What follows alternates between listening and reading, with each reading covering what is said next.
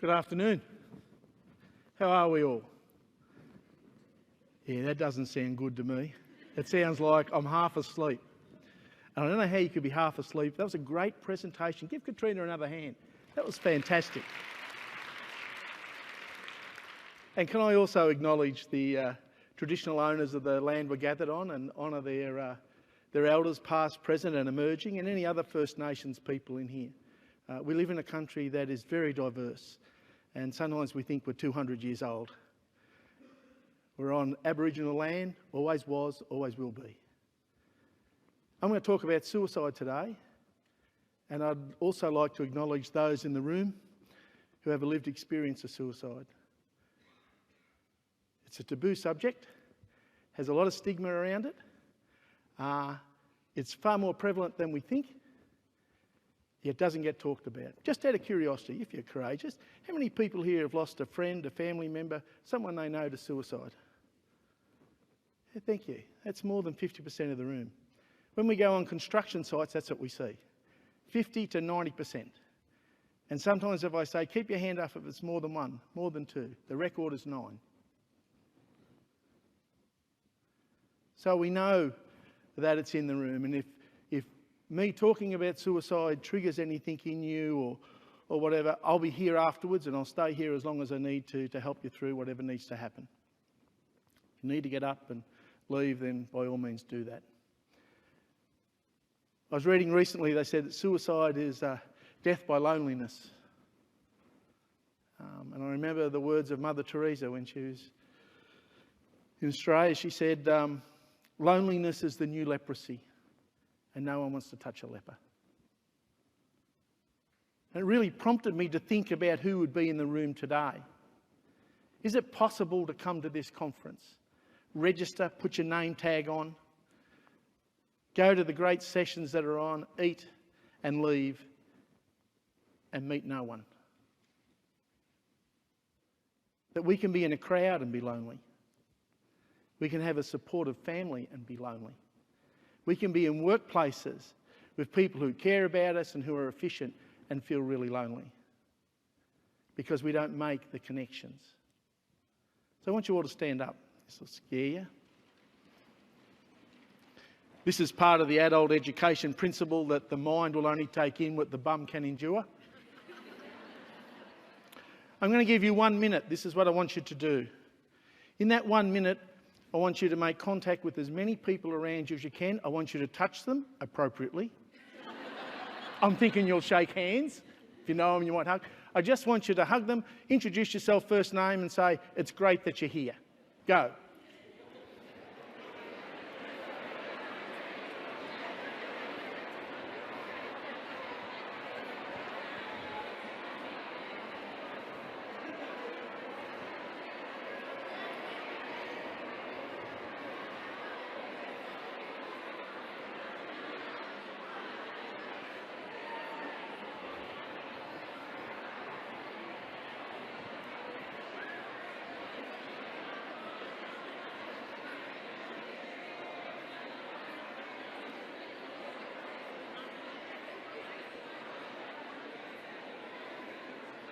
Okay, that's a minute. Let's take our seats.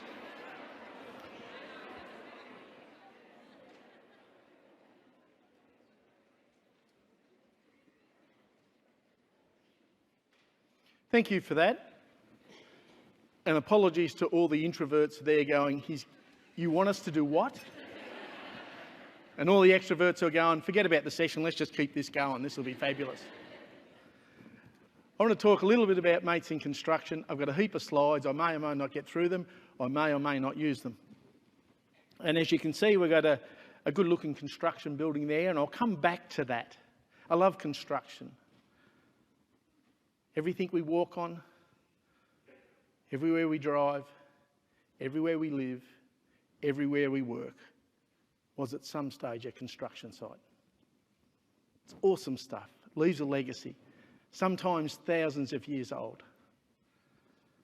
But like most organisations or industries, you have this unbelievable culture that's so powerful, and yet you also have the dark side. It was fabulous listening to Katrina's. The Australian Federal Police could easily have done their apprenticeship in construction. So much of it was similar. And I want to talk on building on strengths. That's where we'll start.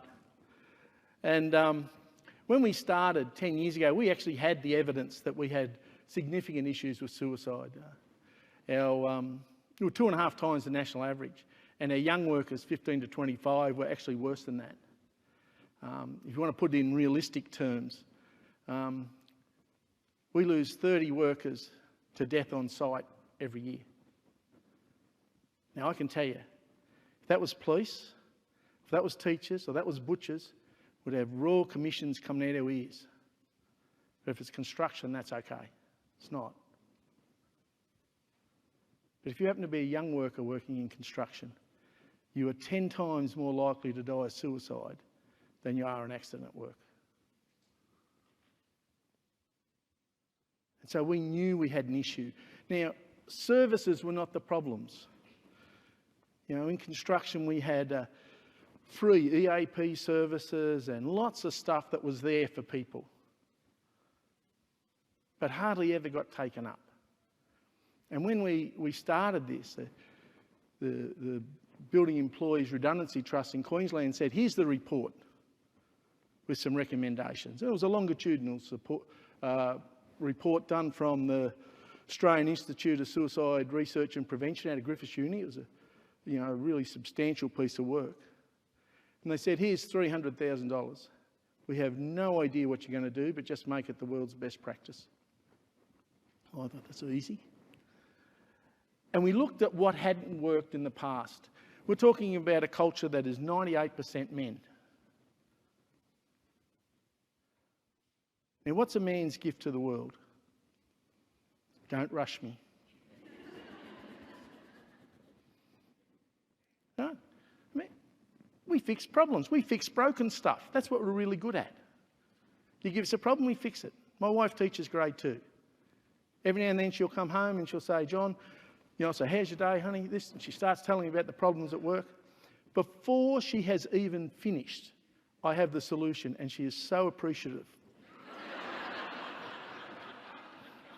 As if. It's sort of like, will you shut up and listen? I can solve my own problems. Right? But that's what we do. And so we made a decision that we were going to talk about suicide, because suicide is something we can fix. If we had talked about mental health, this is this sort of amorphous sort of thing, and how do you get a hold on it? Suicide is sharp, and almost everyone in construction knows someone that they'd lost. And we said, what? Getting men to put up their hand and ask for help is an absolute waste of time. We have had not just decades, but millennia of being trained not to ask for help, to solve our own problems, and we're actually pretty good at it. It's just that when we have one problem on top of another, on top of another, on top of another, the whole castle falls over. So we chose not to go with what we're not good at, but work with our strengths. And that is that we're not very good at looking after ourselves, but by shit, we'll do anything for our mate. And we said, what if we work with the strengths of the industry and go from there? And that's what we started to do. The Mates program is really simple in lots of ways. It had to be simple because we were simple guys. We started with general awareness training. And when we did the consultation around this sort of stuff, it said, remember one of the old crusty builders said, John, we were talking about mentors and all these fancy words, and he said, John, whatever you do, don't give us any more structures. He says, all we need is a mate who can keep us safe while connecting us to help. And it was from that piece of simple wisdom, by talking to the workers, that we come up with the name Mates in Construction and even connector training. And so when we go on site, we use the same structures they use for safety. So I suspect not many people here have worked on a construction site. But if you have, you cannot get on a site unless you do a safety induction. Doesn't matter whether you're the CEO or you're the traffic controller. Everybody has to do a safety induction. And we said, well, let's do the same around suicide prevention. Everybody must do it. So we come up with a session. It's a bit less than an hour, and we really use a simple emotional curriculum. Anger, hope, action. You should be really pissed off that your mates are dying, because they don't have to. And this can be prevented, and this is what you do. So we give them a bit of a run on the statistics. And then what we say to them is, we already know that when we are overwhelmed with problems, the hardest thing for us to do is to put up our hand and ask for help. We know the biggest trigger to suicides in construction is relationship breakups. When we did the psychological autopsies into those who took their life, for those over 25, 50%, the trigger was a relationship problem. For those who were less than 25, between 15 and 25, 72% of them, the trigger was a relationship problem. What do we do with young blokes when they break up with their girlfriends? Yeah, out on the terps, plenty of fish in the ocean. Do we ever say to them, mate, this really knocks us around, how are you travelling? So that's what we started, and we said, given that your mate's not going to ask for help, you actually have to pick it up. And so we teach them about things they may know, changes in behaviour they may see, gut instincts that they may have. And then we say, when you know these things, then you need to say something. And then we say, if you want to be part of the solution, there's a couple of things you can do. The first thing is you can volunteer to be a connector. I'll talk a little bit about connector training in a minute. It's a mate who keeps you safe while connecting you to help. The other thing we did is we said, if you're really struggling at the moment and need help now, there's a little box you can tick there. It's anonymous. We'll get back to you in 24 hours. 3% of every group we did ticked the box and said, I need help in the next 24 hours. We're told that'd never happen. We've had over 140,000 workers through this now. So do the maths. And we want connectors, 1 in 20 on every site. So that when I see someone struggling, I have that 10 seconds of courage to go, mate, you're not right. Need to get you some help, eh? And we do connector training, which is all volunteers. One of the things that's different from our program is we work with the workers and their families, and we come from the bottom up. When I talk about mates in mining shortly, what happened is they came down and did all this supervisor training. And there's nothing wrong with supervisor training. Supervisors need to be trained, maybe even more than workers. But it's that idea, it's almost a paternalistic idea that we'll look after you poor workers who do not know how to look after yourself. And workers are naturally suspicious of anything that comes from the top down, particularly in construction where they have very, very sensitive bullshit detectors. So we said we want connectors across the workforce, because how likely is a supervisor to go to a young apprentice and say, listen, I'm really struggling with my marriage? Or a young apprentice to go to his supervisor and say, I've got some drug issues. It's not going to happen, is it? Who are they most likely to go to? Someone at their own level or just above. And so that's what we started to do. We used Living Works, their safe talk program, and we bookended it with stuff that put it into our culture. And we've got over 11,000 workers who are connectors on sites right across the country. And they're easy to identify. Have a green sticker on their hard hat. You go into the workplace, they'll have the fire warden, the first aider, here's the connectors. And we also gave people the opportunity to become assist trained, which is a 2-day course, similar to what Lifelong volunteers use. Certainly the Army uses it significantly, and I know some of the police use it at places. Which is really just about what happens at the pointy end and how do you put a safe plan in place so people feel safe where they go through this dark place. And we've got a few thousand of those. It was interesting what used to happen around this is that suicide prevention programs were offered in the community. And those who turned up were generally those who were bereaved by suicide or felt they were working with a vulnerable group. And then the expectation was they would take that to their workplace, which may or may not have happened. What we said is, what if we treated the workplace as a community and went from there? So I got a phone call one night. We'd been out at Cloncurry. Anyone here been to Cloncurry? It's a good place to be from. And we'd finished on the Friday, headed to Mount Isa and flew home. Monday morning I get a phone call. He says, "John, I've got a notch in my belt." I said, "What?" He says, "I've got a notch in my belt. I saved one." I said, "What do you mean you saved one?" I said, "We only finished training Friday." I said, "What'd you do on the weekend?" He said, "I went to the Winton Bowls Club." I didn't even know Winton had a bowls club, but they do. And he says, "I always have a beer with my mate on a Friday night." And I went down and he said, "Where you been? I've been looking for you." And he said, "I've been in Cloncurry doing some training." He says, "What sort of training you doing?" He says, "Suicide prevention." He says, "Shit, that's heavy." He says, "Yeah, the whole time I was thinking of you. You're doing this, this, this and this. And I reckon you're thinking of killing yourself, are you?" He said there was silence, and then he said, "Yes." He says, "Well, let's get one thing straight. We're not leaving this bar until we get a safe plan in place for you, because I'm not coming back here next week to drink by myself." Now, is that a clinical, organised suicide intervention? No. Is it effective? Absolutely. I ran into him out at Longreach earlier this year. Great big bloke. And he was a grader driver, by the way, illiterate. And I said, "How's your mate going?" He says, "Oh, good as gold." He said he just had so many issues that his life looked like one big pile of crap. And we just sat down and broke it up into little piles and just got a plan for each of them. And now he can't even believe he got to that spot.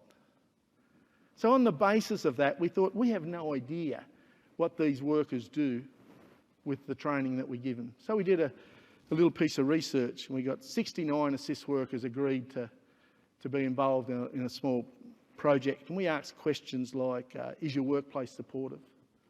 Would you leave your workplace to go to another workplace to help? One of the questions we asked these 69 people was, have you used your skills to intervene in a suicide outside of your workplace? And those 69 had done 264 suicide interventions. This is in their churches, in their football clubs, in their families, with their mates. See, once you give someone a tool, you have no idea where they're going to use it.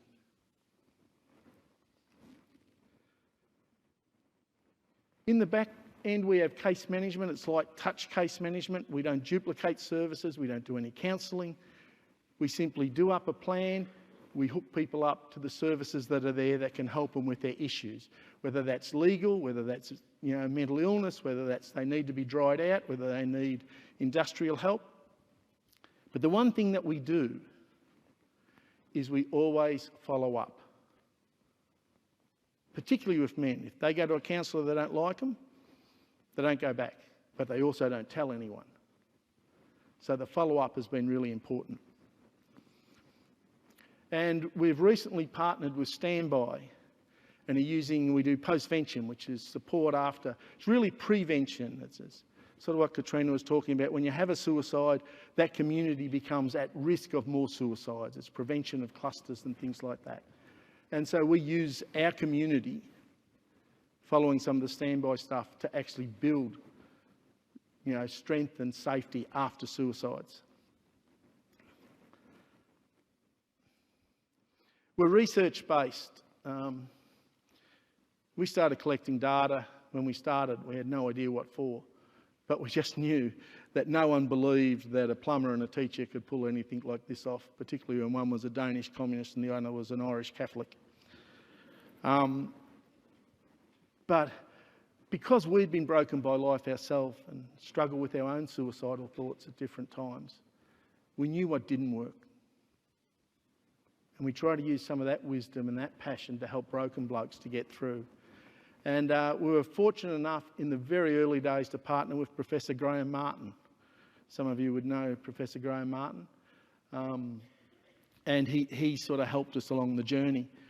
We started from a research base.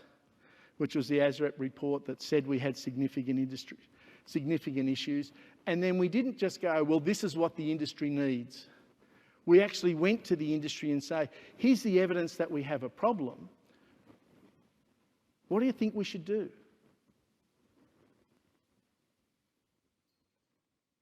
And that consultation was critical. We did another piece of research that found that the tools we were using, general awareness to connect, was making a significant difference. We had another one that showed after 5 years in construction industry in Queensland, we'd dropped suicide rates by just over 8%. And that mightn't sound much. I can tell you the number. It's 42. 42 brothers, sons, dads, granddads who had Christmas with their family last year who wouldn't have. And also at that same time, we saw suicide rates amongst men in Queensland going that way. And in construction, it's coming down that way. Who would have thought that construction workers could find a way through this when the general population couldn't? We also had a look at a return on investment. We're a charity. Everything we do for nothing. So we have to find ways of paying for it. And if you're going to speak to bean counters, you need to actually talk about return on investment. The first one they come back with said it was $22. I go, bullshit. No one will believe that. So we hammered them till they got it down to it was totally inarguable at $4.60 for every dollar. So what we're doing was saving money. Once we start to publish the research, people get interested in what we're doing. Like people want stuff that's proven to work. There's a lot of people doing good stuff in this space, but there's very little research around it. Some of the research is poll-driven. It's like ringing Toorak and saying, do you think Labor will win the next election? And then they get published on the front page of the paper. Labor has no chance, according to recent data. Right? And sometimes it feels good, but we don't know if it's doing more harm than good. And some of this stuff is event-based. We bring in some celebrity who tells their story and everyone cries and it's fabulous and we have a barbecue and it's all over and nothing changes. So the mining industry come to us. They had the ACARP project, the Working Well project. It was very interesting. They focused on supervisor training, had no engagement at all with the workforce really. And it was a disaster. So we then went in and had broad industry consultation. And we are industry focused. We deal with all the key stakeholders, including the unions, the employers, anyone else who's involved. And we look at the lived experience in that industry.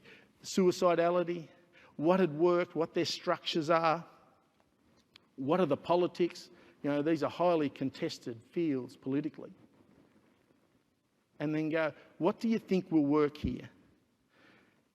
Because one of the things we knew is that just because it worked with construction did not mean it would work in another industry.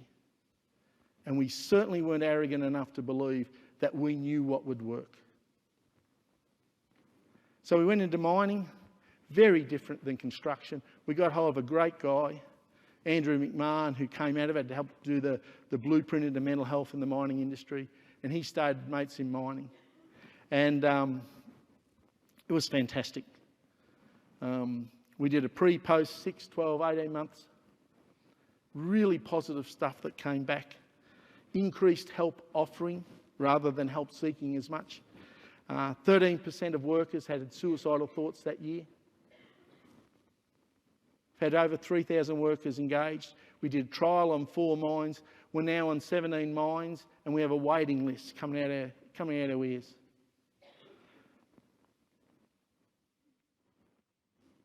And then, of course, energy came to us. Same thing, we needed everybody involved.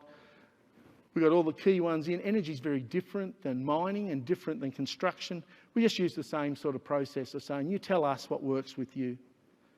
and got everybody involved, looked at how we fund it. Amazing, I remember the first piece of research we got out, the first 2,000 people who had gone through general awareness, we asked a question. Have you had suicidal thoughts this week or even today? 47 said yes. This could be the person sitting next to you. That really shocked the people. And so we just built something that worked. Similar principles, but different cultural totems. And the most recent one is rail come to us. We said, go away. Don't work for rail. Know nothing about it. If you want to talk to us, get all your competitors together and all the unions, and there's 4 key unions in rail, so I knew this would never happen. Heard nothing from them for 18 months, and then about 4 weeks ago, this crew turned up representing all the major competitors. These are all senior decision makers and all the unions together, and said, we want to do it and we have a bucket of money. So mates in rail, I suspect, will get up. What have we learnt? No simple replication. You've just got to know the industry. Don't be arrogant enough to believe you know what's going on. Don't reinvent the wheel. Use existing structures. And work off lived experience. There's so much wisdom already there. I want to come back to this last picture. Last Thursday was Are You OK Day. We run Fly the Flag. We say if you're serious, if you're a workplace that's serious about mental health and looking after your mates, fly the flag for us. So they have a little ritual where they take a pledge, they sign the flag and they hang it up. So this one's, on a crane, it's been on drag lines, flew over to Parliament House. Last Thursday, we had over 1,000 sites flying the flag to say we are serious about changing the culture around mental health. Thank you.